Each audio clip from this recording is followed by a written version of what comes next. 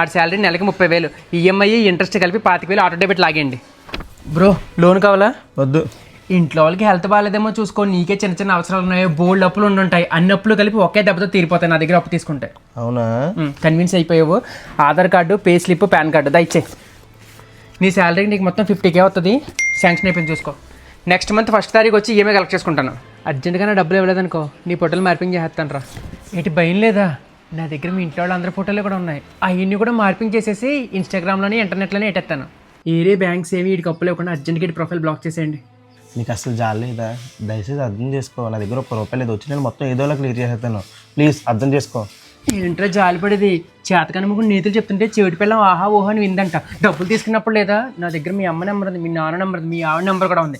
అందరికీ ఫోన్లు చేసి నీ గురించి చెప్తాను. వెళ్ళి ఎలాగోలా క్లియర్ చేయ డబ్బులు. అసలు నేను తీసుకుంది 50,000, నీకు కట్టిందమ్మా 1,70,000. అయినా అప్పు తీరలేదు అంటున్నావు. నీకు కొంచెం న్యాయంగా ఉందా? ఒరే న్యాయాలు చూసుకుంటే మేము బిజినెస్ చేయలేమురా. ఈ రోజు సాయంత్రం లోపల నువ్వు డబ్బులు కట్టలేదనుకో నీ ఫోటోలు వీడియోలు మొత్తం నీ ఫ్యామిలీకి అందరికీ పంపించేస్తాను రా. అర్జెంట్గా డబ్బులు కట్టు. బాబోయ్ ఈ టార్చర్ పెంచడం అవ్వాలి కదా, నీకు చచ్చిపోతాను ఇంకా. నా అప్పు తెచ్చుకొని నేను సావడేమని రా. నా బాకీ ఎలా వసూలు చేసుకోవాలో నాకు బాగా తెలుసు. కొత్త లోన్ యాప్ ఒకటి వచ్చిందంట, దాంట్లో అప్లై చేసుకుని నా లోన్ తీర్చు. ఇంకా ఆగదు ఇది. నెవర్ ఎండింగ్ రా. నువ్వు ఒకసారి అప్లై చేసావంటే నీ బతుకు అంతే ఇంకా.